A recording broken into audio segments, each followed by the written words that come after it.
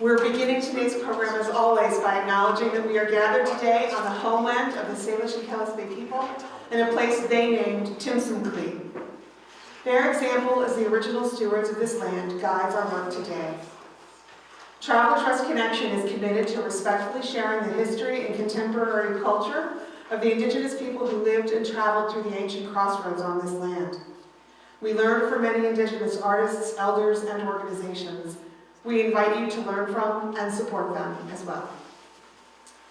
Since this is our last storytelling program for the winter, I want to thank everyone who has provided support for this series. We're going to start with MCAT, Missoula's Community Media Resource, who's provided a grant to help film programs all through this series. Farmers State Bank, Montana Public Radio, First Security Bank, Jackson Contractor Group, Humanities Montana, Hunter Bay Coffee, the many people who have donated treats for each week here, and the members of Travel Trust Connection, without whom we can't do any of this. For our Zoom audience today, I want to just remind you to mute yourself and turn off your video if possible to preserve everybody's bandwidth. Also, please type your questions in the chat so Galen can share them at the end of our program. And now I am pleased to introduce today's speaker. Dr. James Wall is the oral historian at the National Museum of Forest Service History. He received his PhD in American History from the University of Georgia and taught at Augusta University and Angelo State University before moving to Missoula. He has also worked on the staff of Civil Rights in Black and Brown, a National Endowment for the Humanities funded oral history project, and a digital humanities website documenting the history of grassroots civil rights activism across the state of Texas. We're grateful he's here today to speak to us about the practice of oral history, as well as the exciting projects in the works at the Museum of Forest Service History. Dr. Wall.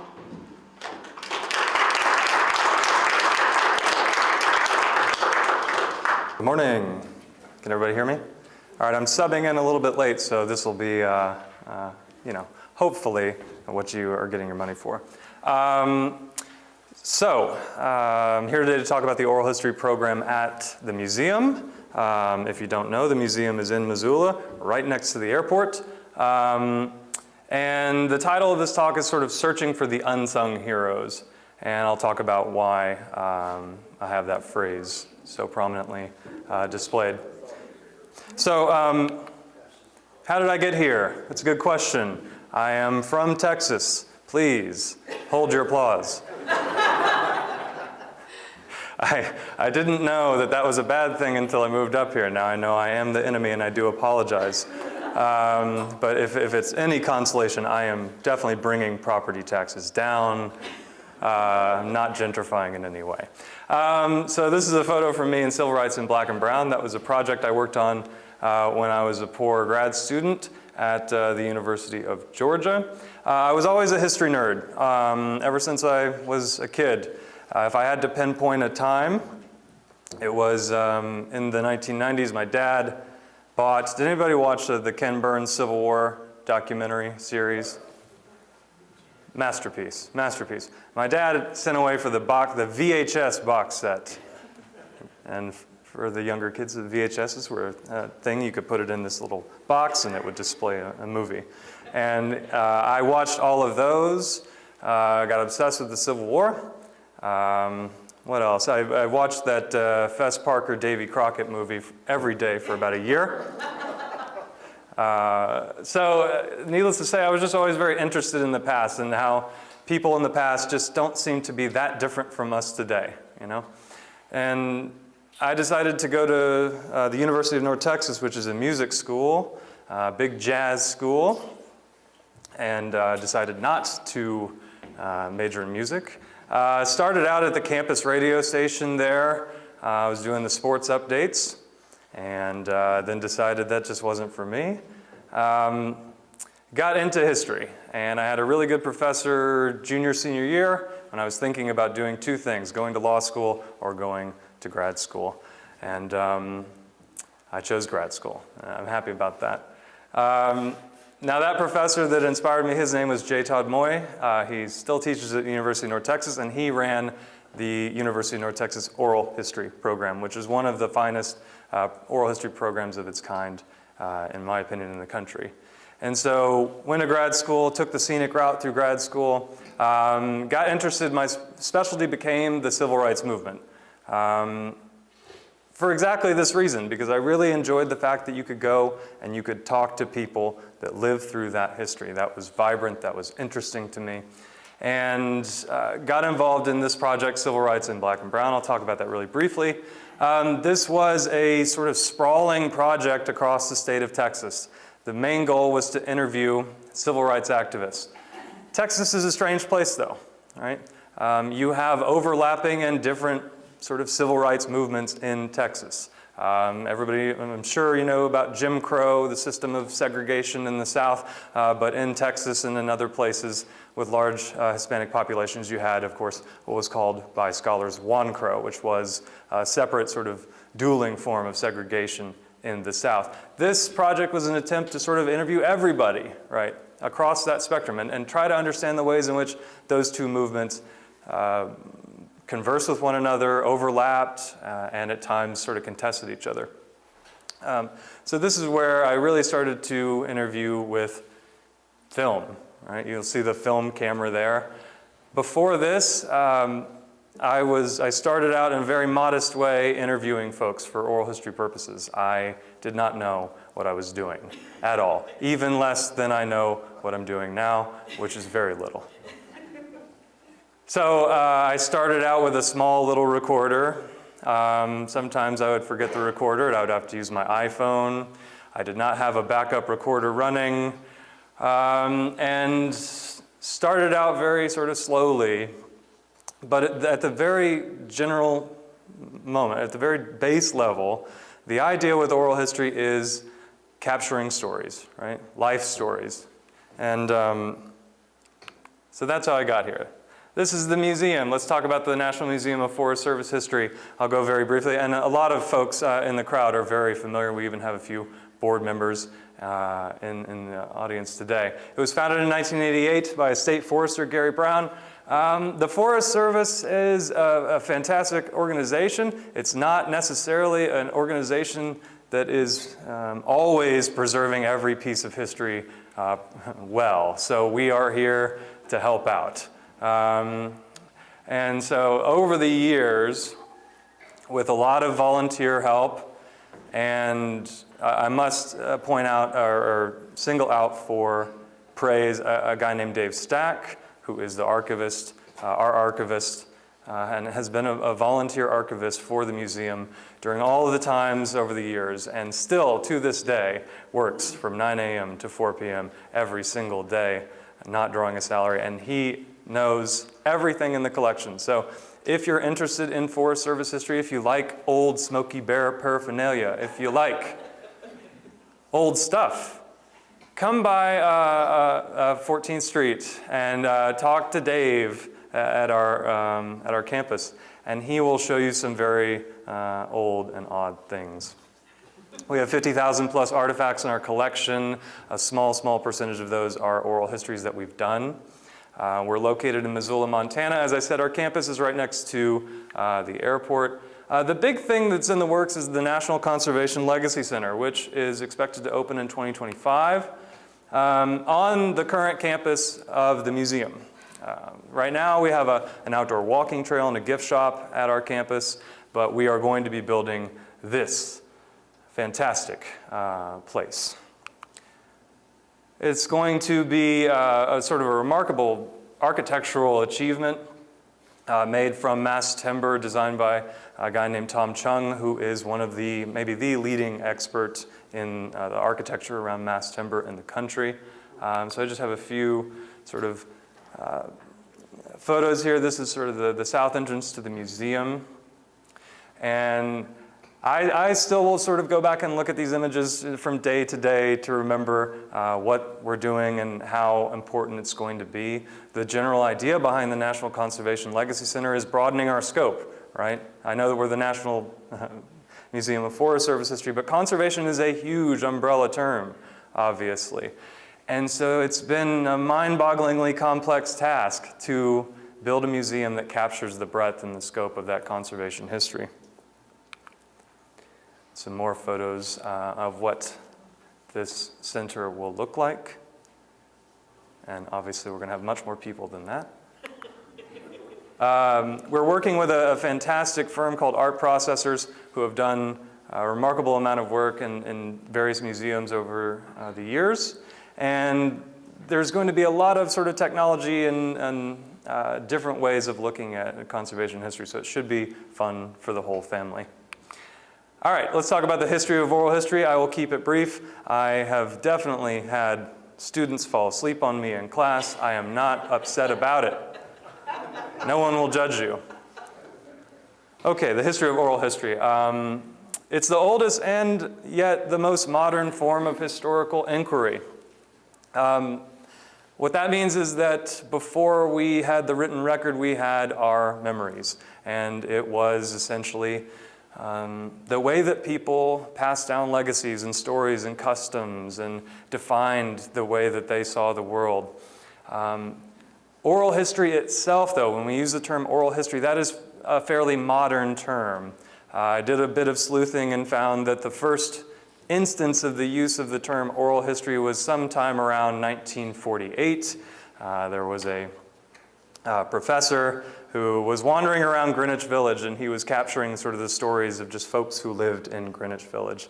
And he used the term, he said he was gathering an oral history, and from that point it began its ascent into the lexicon. The strange thing about oral history, though, is that even though it was the oldest way of sort of gathering stories and preserving stories, by about the late 19th century, it was out of vogue in the academy. It had become sort of looked down upon.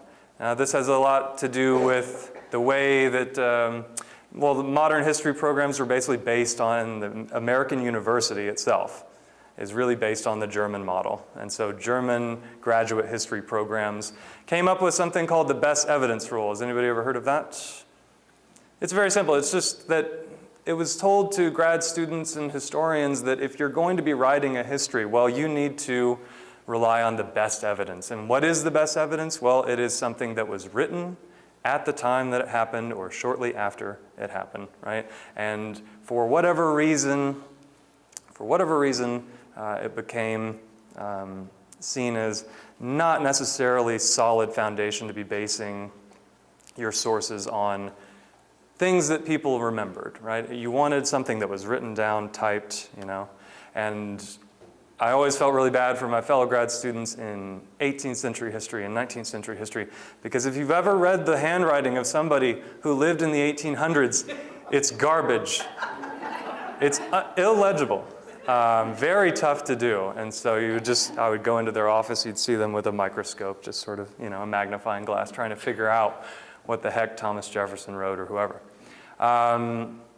Now, what changes in the mid-20th century?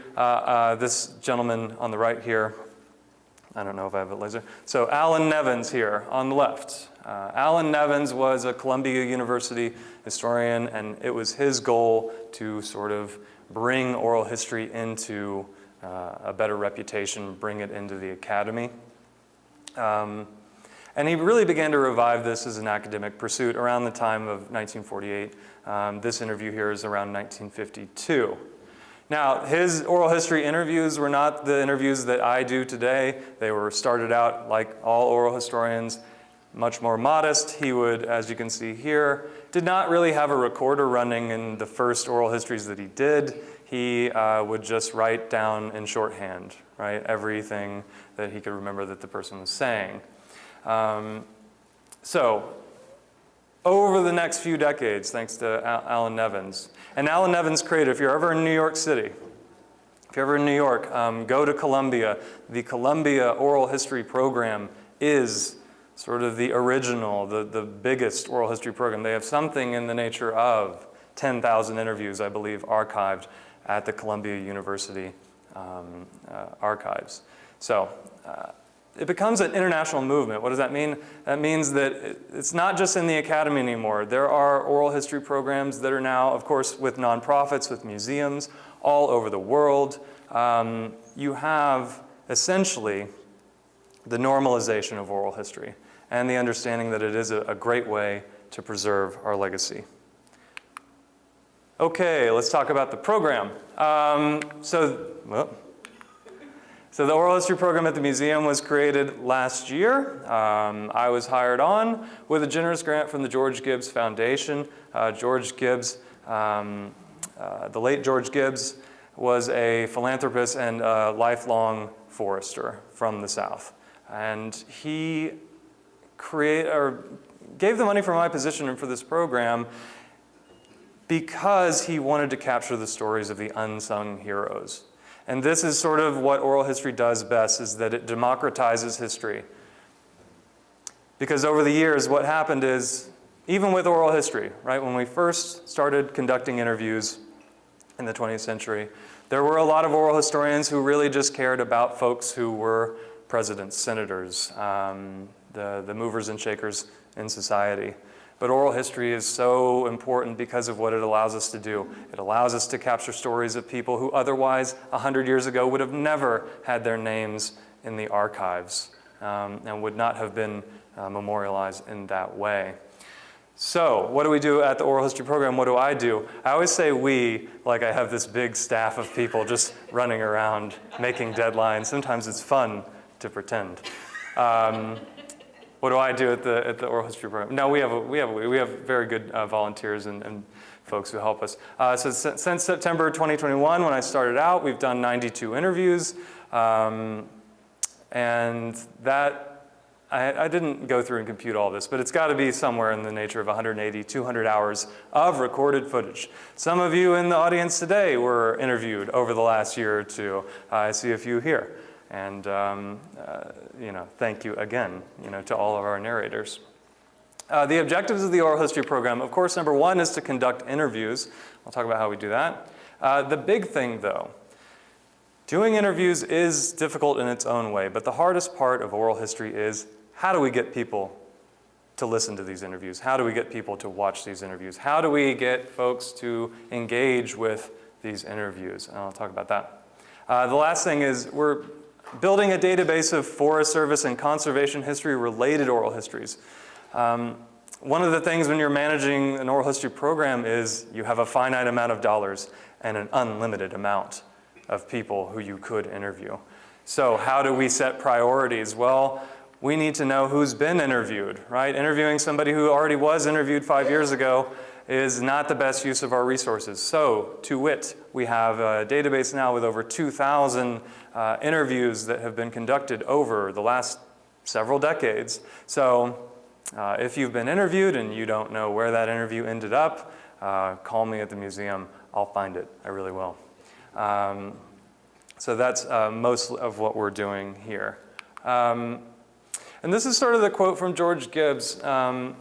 George, when we interviewed him, he really explained and laid out what it was that was important to him. And he said, part of his ambition is that, I know too many who are out there dedicated to do exactly what the Forest Service expects of them, unsung heroes that got things done. And I think that's really the story of the Forest Service, is unsung heroes who got things done. And it's our goal to try to paint that portrait of the history of really an organization that, a good amount of people conflate with the National Park Service or don't necessarily know how big the Forest. I didn't know how broad the goals and the objectives of the Forest Service were when I started out, and it's truly remarkable. But what really makes the Forest Service hum are the clerks and the techs and the people on the ground, right, who are there doing the spade work to make things run. The interview itself. This is essentially what the interview looks like. This is one of the first interviews we did with Mr. Jack Puckett, who's here in the audience today, in October of 2021.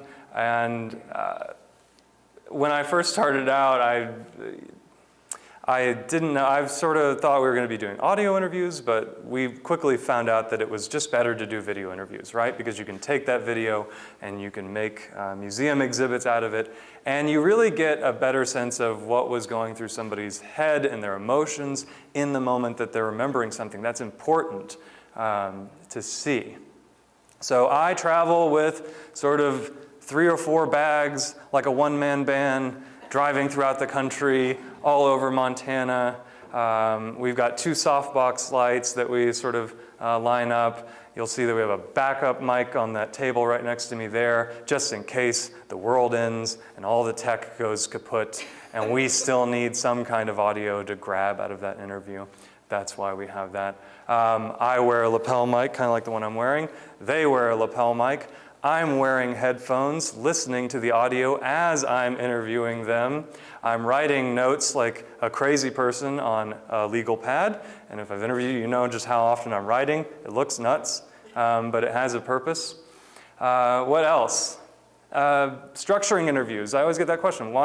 How do you structure an interview? Well, an oral history interview is a broad thing. And I have colleagues who will go in with a rigid set of questions. That's just not the way I do things. I like to me, the oral history interview, I will go in and I will simply ask, when and where were you born?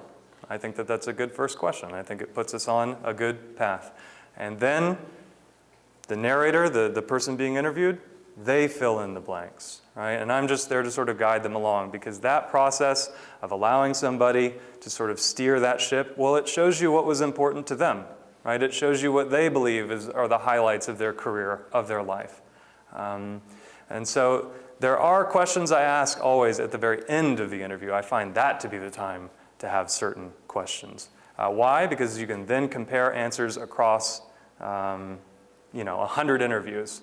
And we have a small little film at the end of one of the questions I ask. The last question I always ask is, what does the Forest Service mean to you? And so we get some good interviews, or some good answers to that. The transcript. This is easily the worst part of the job. And it's the hardest part of oral history, and it's the most expensive part of oral history, and it is the most time-consuming, laborious, pain in the butt, and yet the most important part of the entire process. Why? Most people are not going to watch a 2-hour interview. Probably, but they will read a transcript. It is the most efficient way for a researcher or someone to digest an interview. And so every oral history program always is beating the bushes and trying to find money and resources and time to get interviews transcribed. And that is really part of the struggle. The other part of the struggle is that, and the worry is that, well, transcripts themselves are reproductions of a conversation, right? And that is a little bit concerning, because a comma placed in a certain sentence could mean something completely different than a sentence without a comma, right? So really having both together is the way that we hope that researchers will use this, right? That they'll still go back and see in real time what people were reacting and how they were reacting. But we tried to make sure that we get everything transcribed. It does take some time. Now, the hardest part, of course, is getting these interviews out to the public. And we had a few ideas when we were starting out. We landed on the idea of a podcast. Does everybody know what a podcast is? Okay. It's essentially a radio play that you download onto your phone. It has a remarkably low barrier of entry. And I like that about that, because we don't have unlimited funds in the oral history program. So the podcast, right? That is what we settled on. Then we thought, well, what do we want to do with the podcast? What's the story we want to tell? Well, thought back to the unsung heroes. And so I got together with Lisa Tate, our executive director, and we hashed out a plan. And that was to interview the wives of the Forest Service. Why? Because to me, they are the most unsung heroes of the Forest Service. Because they are essentially employees of the Forest Service, and were employees of the Forest Service, and worked very, very hard, and moved across the country at the drop of a hat. I've interviewed wives of the Forest Service, and they would tell me with a straight face that they would wake up one day, their husband would come through the door, tell them, hey, congratulations, we're moving. And we're moving tomorrow. And we're moving to a place with no electricity and no phone. And that is a tough thing. And I think that for a long time, we were not building a historical record about the sacrifice of the wives of the Forest Service. And so we borrowed this term here. What did we get ourselves into? That was a book that was written, produced by the sort of Triangle organization and the wives of the Forest Service, and we sell it at our gift shop, by the way. Fantastic book with just a bunch of stories from the older generation of wives. And we thought it would be very, very cool to bring that back up and to interview wives and then take our interviews, essentially cut them up into audio segments and then try to tell a story with each podcast episode. We had a few mock-ups of this image here, of this logo, and the other one was, this is a podcast about tough women. This is a podcast about the wives. We settled on the trials and tribulations of the early wives of the Forest Service, which I think is really dramatic, but it's very true. I mean, we're talking a lot of trials and tribulations. We have 4 episodes out of the podcast now. You can download it on Apple Podcasts, Google Podcasts, Amazon Music. It's available to stream on our website. I don't know if it's passing around, but anybody need fridge magnets? Because you're getting fridge magnets. Everyone's getting a fridge magnet. Thank you. I have a whole stockpile of these. So it's available to stream on our website, and we highly recommend that you do that. Now, I want to go through my most favorite, well, not my most favorite, but what I think is one of the more entertaining podcast episodes that we've done. And that is, Linda Hicks. Does anybody know Linda? Okay. Linda Hicks is here they live in Bonner, she lives with her husband Barry in Bonner. I interviewed her, I think January of last year. I just remember it was remarkably cold, and yet she was such a warm presence and an amazing storyteller. The title of the podcast, which I can't believe Lisa let me get away with this, my boss, is Southern Discomfort. And Linda, her interview was probably 3 hours. We condensed it down into a 50-minute podcast episode. So again, that shows you how much goes into an interview and how little we can present to the public in a digestible format. This is a photo of Linda with her children in Kooskia, Idaho, on the Selway Bitterroot Wilderness. And she, like many Forest Service wives, was told that she was going to move. In this case, she was moving to the Moose Creek Ranger District, which had no electricity. She did not know that at the time when she agreed to move there. She found out shortly thereafter. She moved all around. Barry was a smoke jumper here in Missoula. Started out, as many smoke jumpers do, sort of partying and having a good time, and they began their life together. Linda and Barry are from Louisiana. They grew up in Shreveport, and they still have the thick Southern accent. They haven't lost it. And one day, Barry, he was a forestry student. They packed up the car, and then they drove west all the way to Missoula, Montana, decades and decades ago. And I'm hoping that this will work. But this is a segment from the podcast about their honeymoon. If you can't hear it, let me know, but hopefully this will work.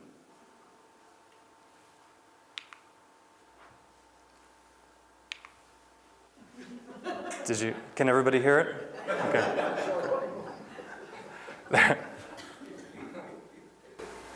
We just stopped in Longview on our wedding night. It was so hot. It was in the hundreds. I mean, maybe 105 or something. And we stopped at the Holiday Inn because my uncle had given us $50 as a wedding gift. We had $50 to our name. He hadn't been paid yet. And we had a golf credit card, he did, which golf credit cards you could stay at Holiday Inns. So we stayed at the Holiday Inn there. There was a lightning storm, the power went off, we had no air conditioning, nothing to drink, and he got hot Dr. Peppers out of the Coke machine. That was all they had. And we got up the next morning and we started driving, and we made it back there in 3 days.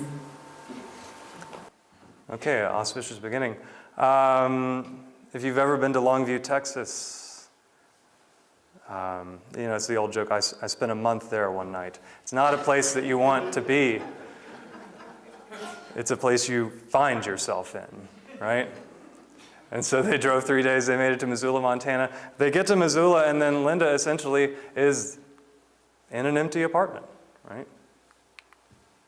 And there was one thing about this apartment that she noticed, and it has stuck with me ever since, and that was the feet. Could we play that feet clip? Never thought I'd say that. We got here, and I saw the apartment, which he said, oh my God, it's the neatest apartment. A jumper on it. And now, if you say that, I think, oh yeah, not moving there. Oh, I think I hit a button accidentally. Can we start that over?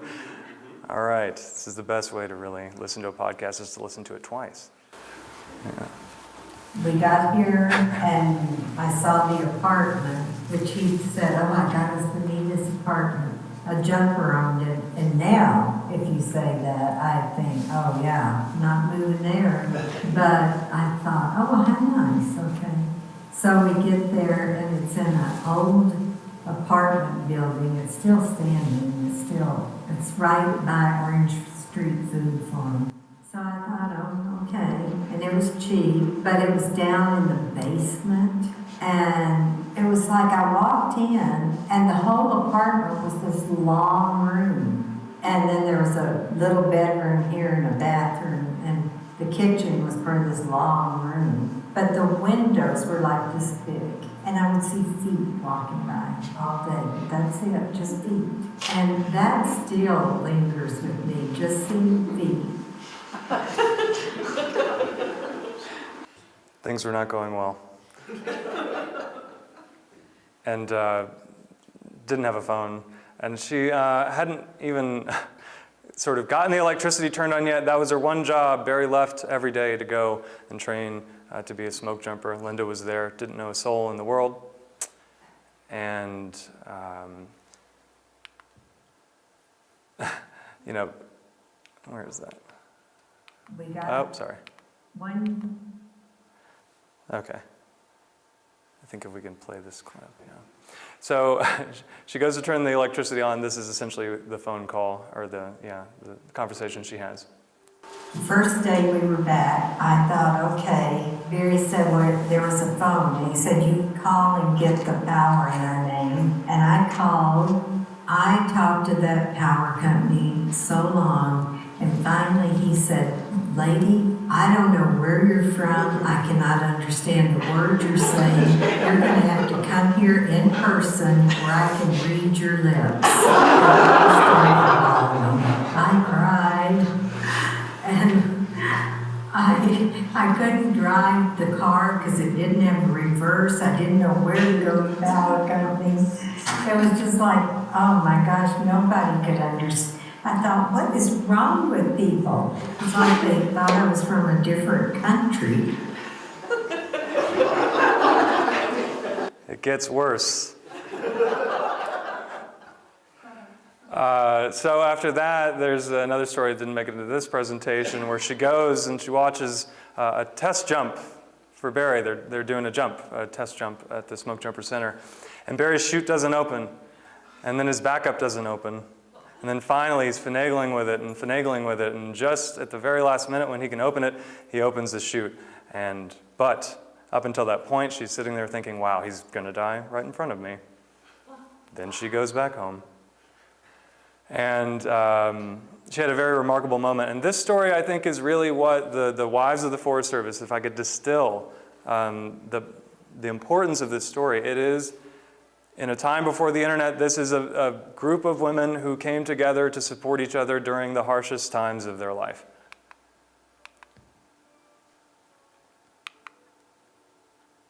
Okay, can we just play this one? I'm not sure.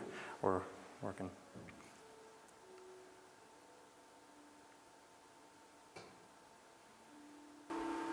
One morning, it was while he was gone, I heard a knock on the door, and I went and opened it, and there was this lady standing there. She introduced herself, and she said, I'm Joan Hanson, and the word around is that Barry got married. It was like a rarity thing. I mean, it was like they couldn't believe it. But I'm sure all these wives were talking about this guy that liked to go out after work getting married, actually. And she said, we heard you brought someone from Louisiana. And so I looked at her and I said, yes, he did. And I started crying. I cried so long and so hard. And she said, you go pack a little bag. You're coming home with me. And so she took me home. And we have remained best friends.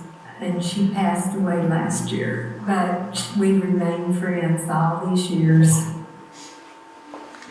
So there's a story like that in sort of every interview with the wife of the Forest Service, where they moved to a certain place, didn't know a soul in the world, all of a sudden a knock comes at the door, and it's a friendly face, and even though she's crying, I think that was the moment where she realized, like, this is going to be okay. There's somebody else out there who feels the way I feel, who's done this type of move before. And this is, of course, the first move that she did in a series of moves. Usually you're talking over 10 moves, dozens of times moving across the country with that little notice. And so that's sort of the beginning of the podcast. Whoop.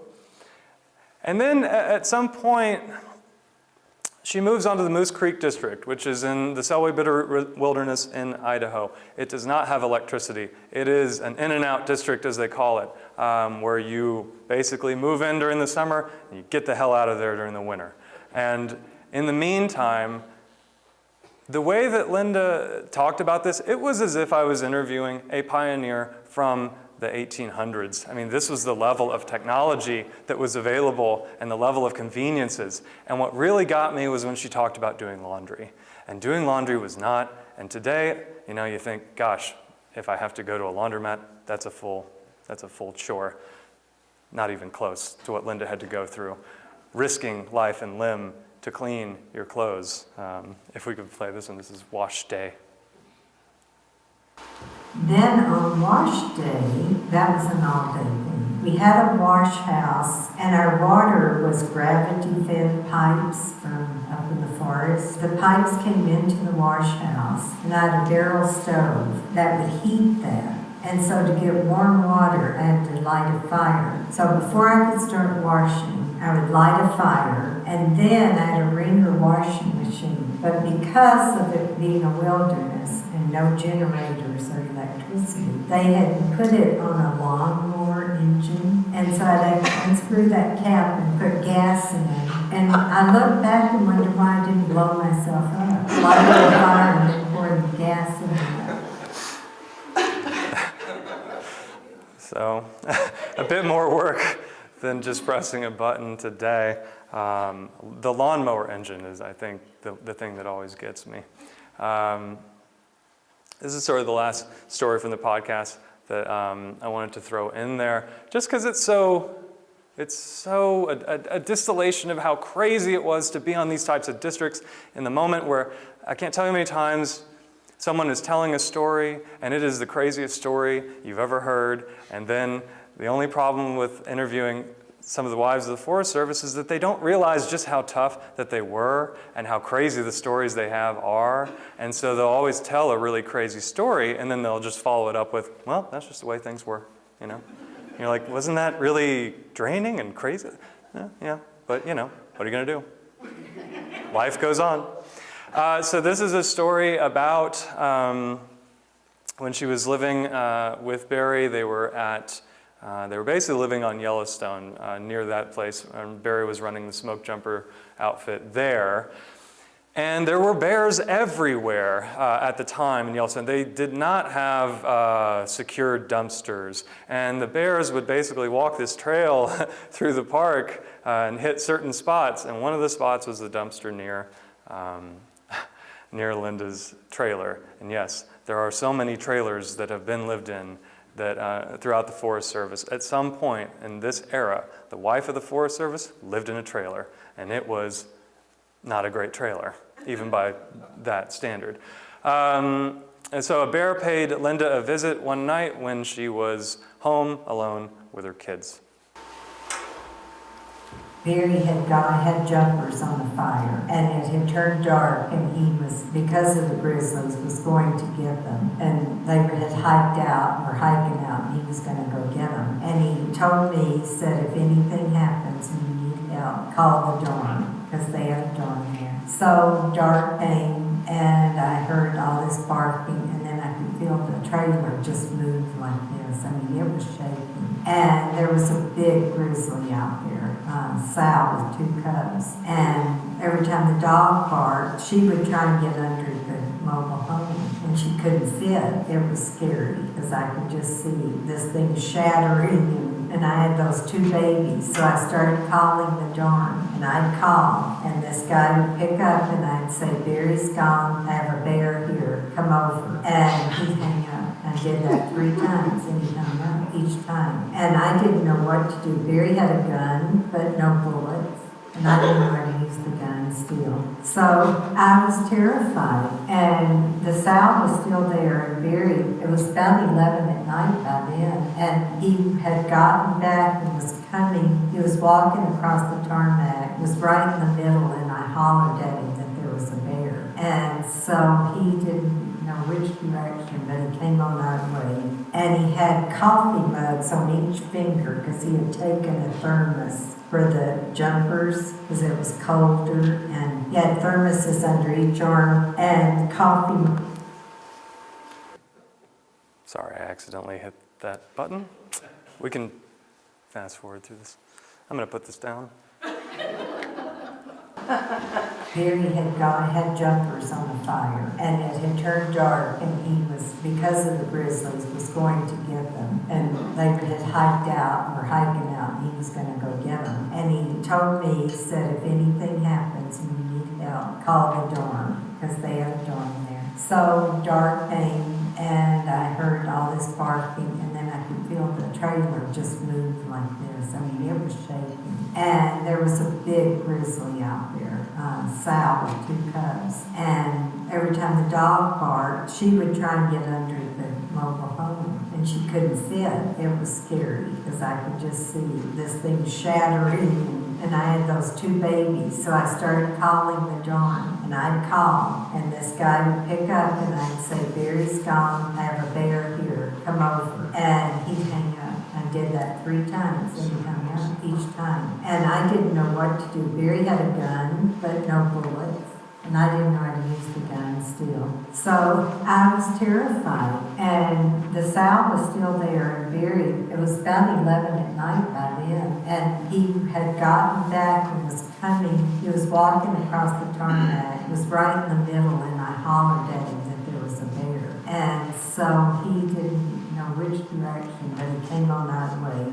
And he had coffee mugs on each finger, because he had taken a thermos for the jumpers, because it was colder, and he had thermoses under each arm, and coffee mugs on each finger. So he ran to our place, and he had a Datsun pickup, and threw the coffee mugs into the thermos and jumped in the truck. And then he turned on the headlights and was trying to scare the bear away, and it did not want to leave. So finally the bear left, and her 2 cubs followed her. And he came in, and I told him I was a mess by then. And I said, I called Daz for help, and they refused. They hung up on me. Well, he was quiet. He was so mad. And so the next day, they always had a briefing every morning. He went over there, and he started it by, when I tell you if my wife needs help, listen the next, or something. And he said, I want to know who hung up on her. Well, this friend of ours, Chuck Flock, he said, well, I hung up. And he said, but I thought she said, Barry's gone, I've got a beer here, come on over. And he said, I knew Barry would kill me, because I didn't had a beer.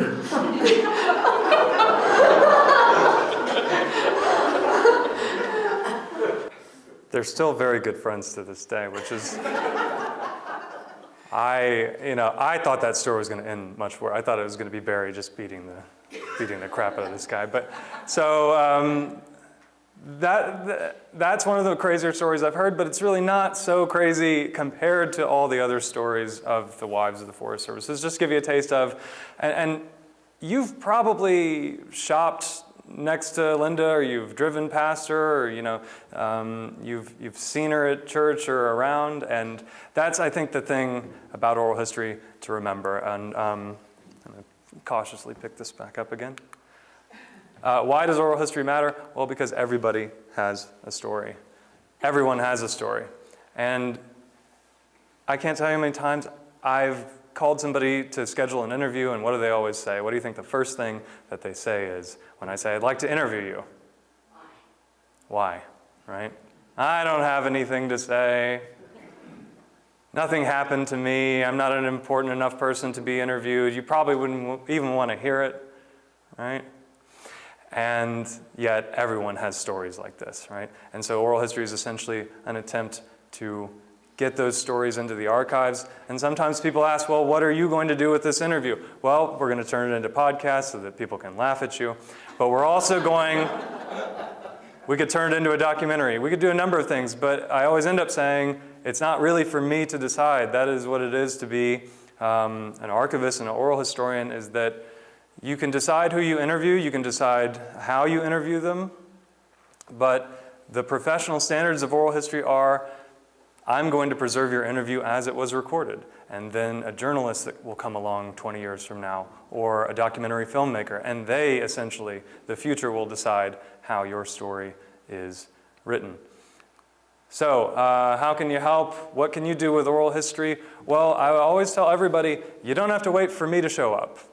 You can document your own family history, and a lot of people are very good at that. But if you have someone who's getting up in years and you haven't recorded some of their memories, all you need is a small recorder or an iPhone or things like that. And if you're wondering, okay, how do I do this? Give me a call and we can talk about it. Because everybody has a history, and so many times people are very upset when someone does pass away and they realize, wow, I could have interviewed them. And there are a lot of interviews out there that have been lost to history. The other thing you can do is you can suggest someone for the museum to interview. If you know someone who was worked for the Forest Service, or was married into the Forest Service, or was a child of the Forest Service, or had something to do with conservation writ large, give me a call, let me know, and we would be happy to interview them on behalf of the museum. You can become a member of the museum. I have forms for that if you're interested, although I'm seeing a lot of already members in the crowd. It's $30 for a membership, and you get an awesome quarterly newsletter, among other things. You can donate to the capital campaign for the new campus. You can visit, please come visit. We're open from Memorial Day to Labor Day, and we have an outdoor walking trail with a couple of really tasteful posters about oral history. And of course, listen to the podcast. It's available on Apple, on Google, Amazon, and on our website. So that's essentially, I hope you get a taste of what we do at the museum, why we think it's important, and the power of oral history. So thank you. Okay,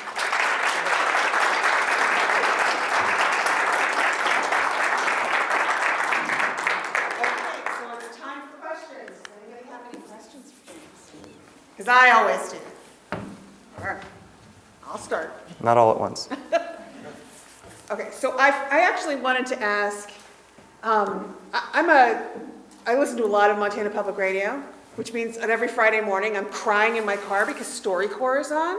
Yeah. Anybody else listen to StoryCorps? So I'm wondering how things like that have popularized oral history, or do you see programs like that making it more accessible for just your average Joe? Yeah, StoryCorps is great, and if you don't know, StoryCorps travels throughout the country doing essentially what I do. They're a bit more mobile in the terms of that, and they're a bit more shorter with their interviews. I think the big plus of the museum is that when I'm doing an interview, there's really not much of a time limit, so that we're able to fill that space. But yeah, in the years, and I was speaking about this in the history of oral history, this is the best time ever to be an oral historian because of the way that the digital technology has allowed us to do. I mean, 20 years ago, there's no way that we as a small museum would be able to have an oral historian or to be able to do video interviews, because each interview needs to be stored 3 times over essentially, and they take up a lot of space, but now it's really cheap essentially to have cloud storage and hard drives and things like that. Anyway, getting into the weeds. But yes, there are remarkable, if you want more oral history podcasts after you're done listening to this one, please just let me know. I'm a big connoisseur as well of Montana Public Radio and oral history podcasts, so yeah. it's a good time. Awesome. Galen, are there any questions on Zoom? Not yet. Not yet. Yes, sir. Earlier you mentioned that you have many, many artifacts. Yes. And that if we wanted to see them, we could visit some guy that volunteers his time from 9 a.m. to 5, even though he's not getting paid.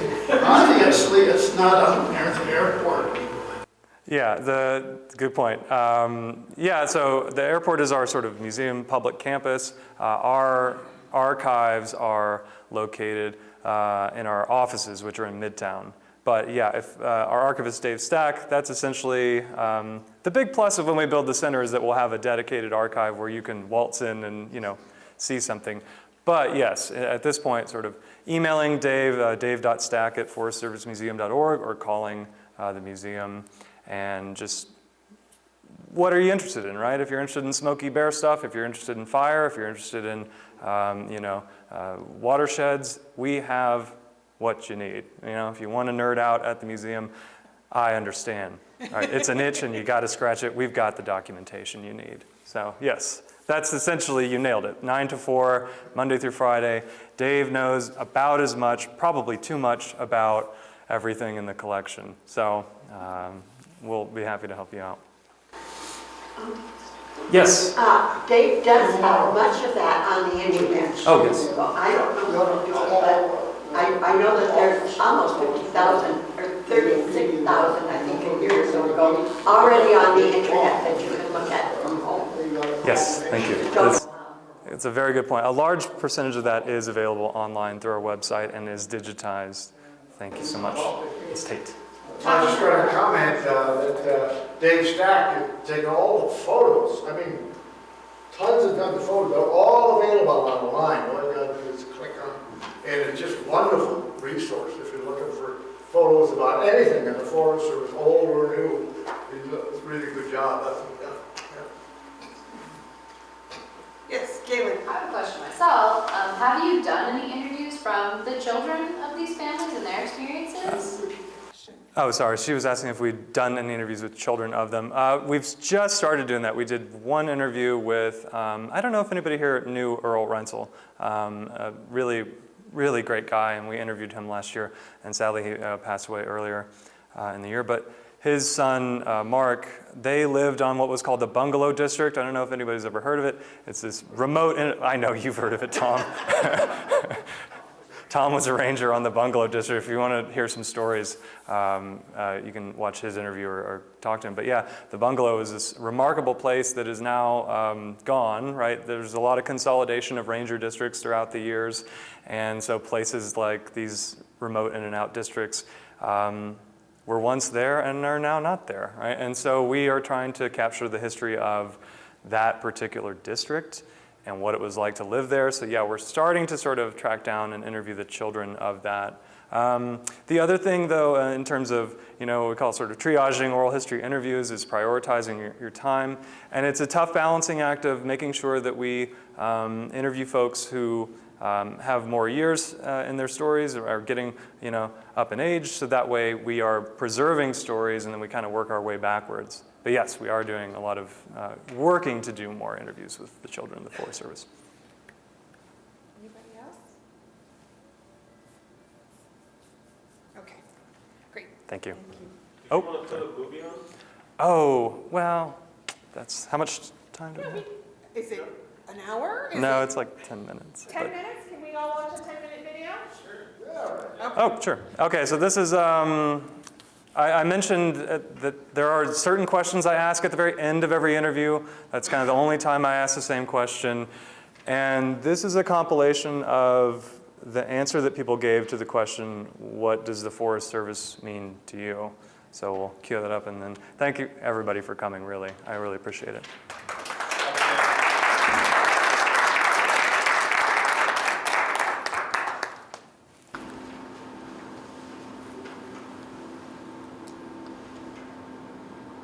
Great pride.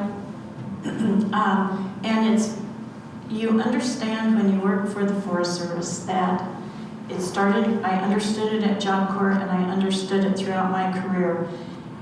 You're working on things that don't happen overnight.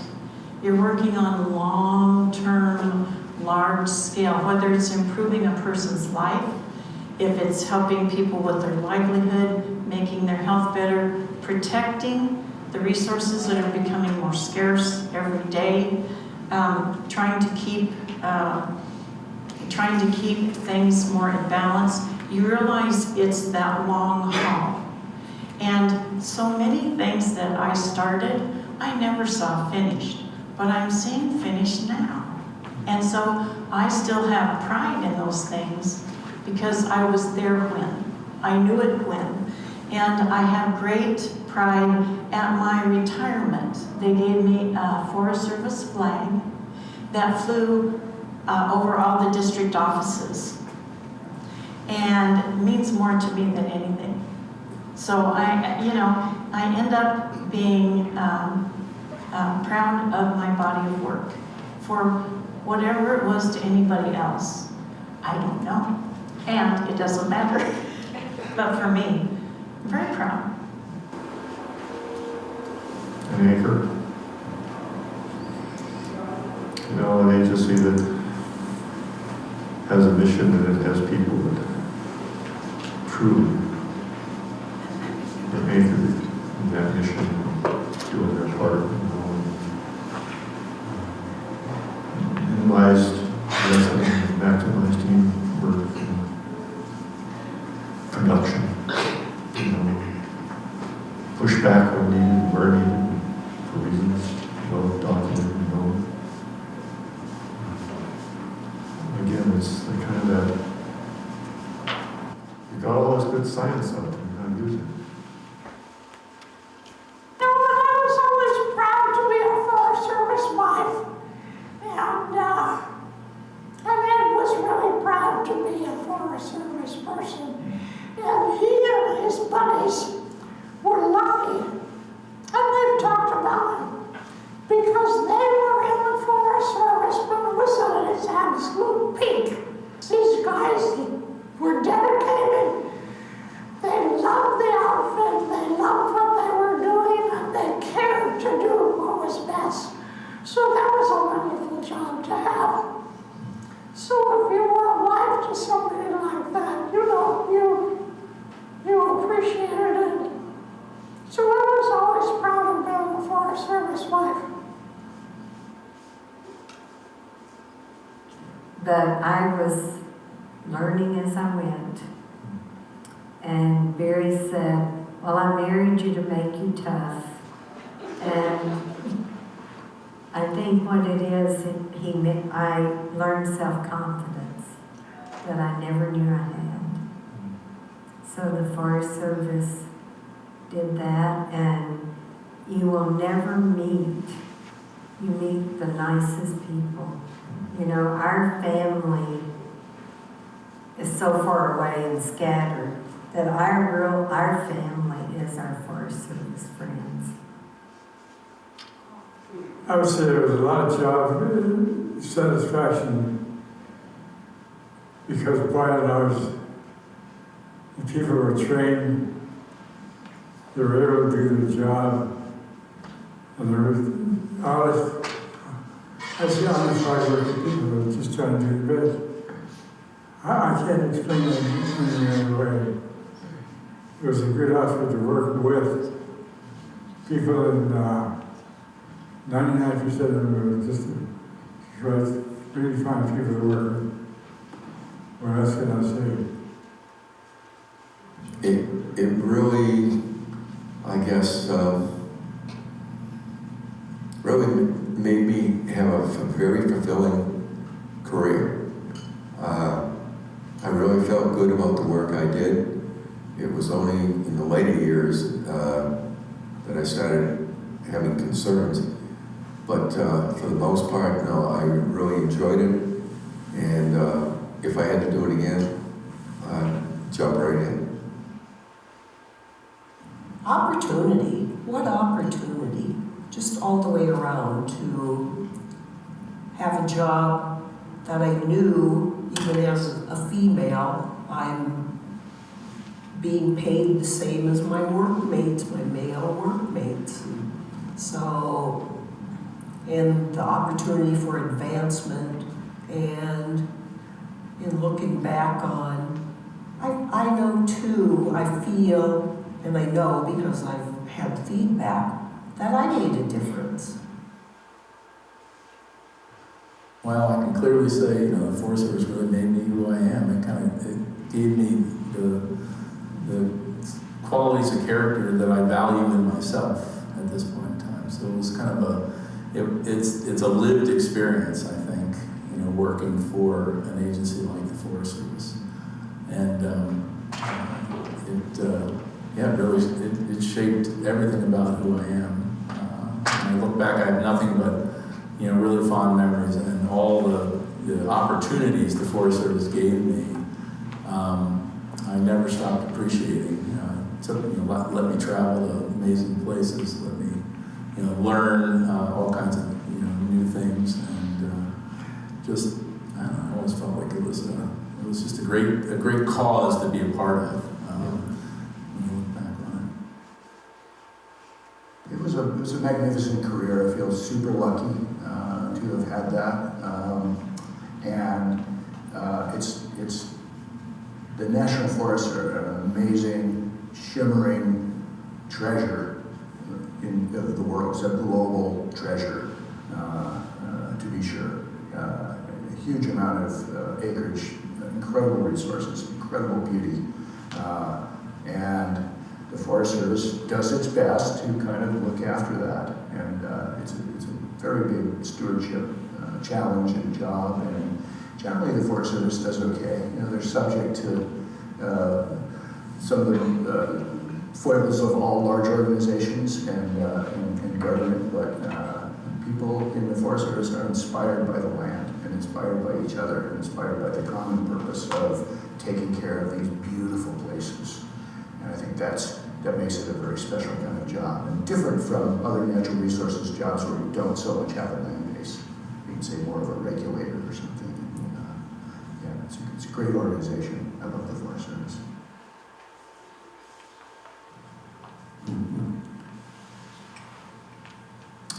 Wow.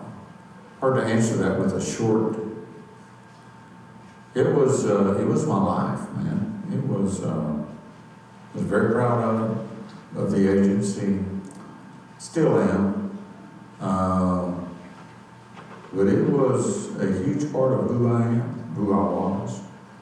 And my life revolved around the woods and this agency that managed 193 million acres out there.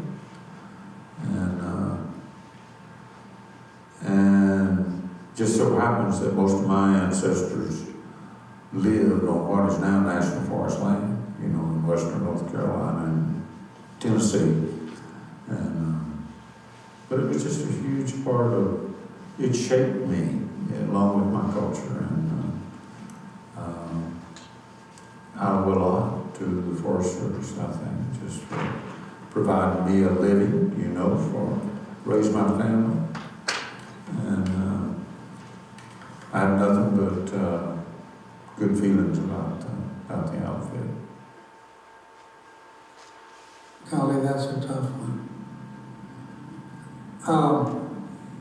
I will never regret being a part of the Forest Service family.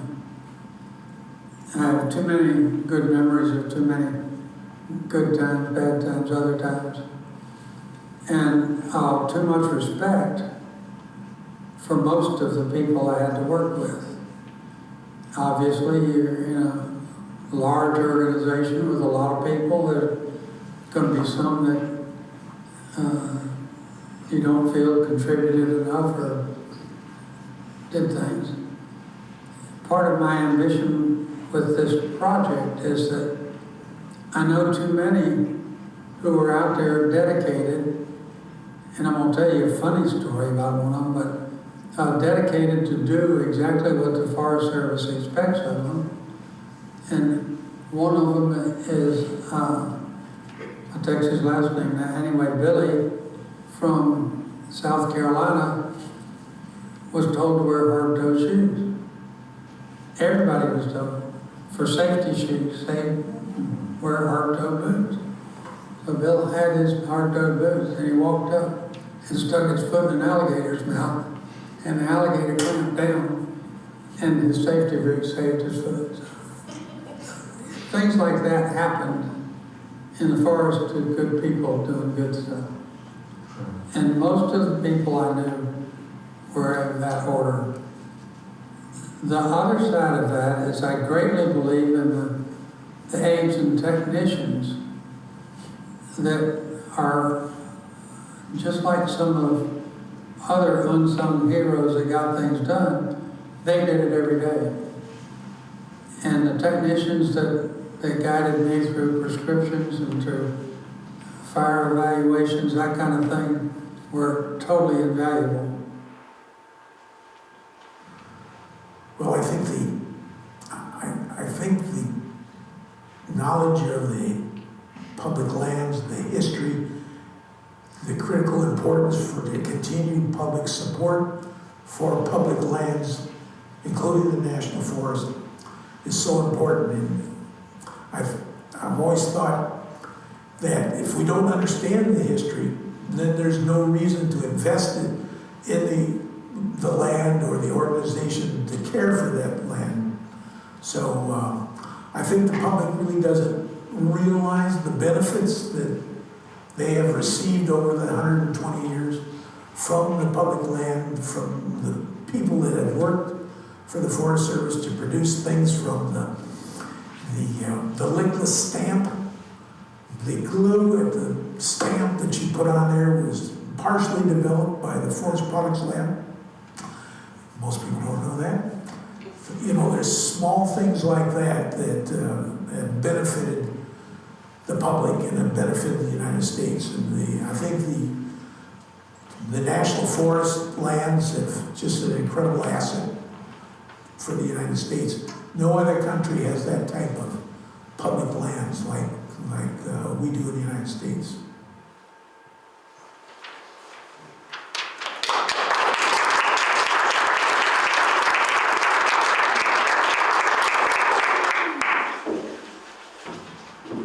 Well, that was a great presentation for a pinch hitter. Thank you, James. Appreciate it. Thanks again to everybody for participating in storytelling, to everybody that has attended in person or on Zoom.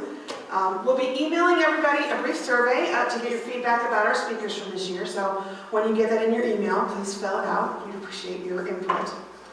I also wanted to let folks know, in the room especially, we will be sending in our order on Monday for our limited edition t-shirts. So if you have not ordered one and you would like one, please let me know.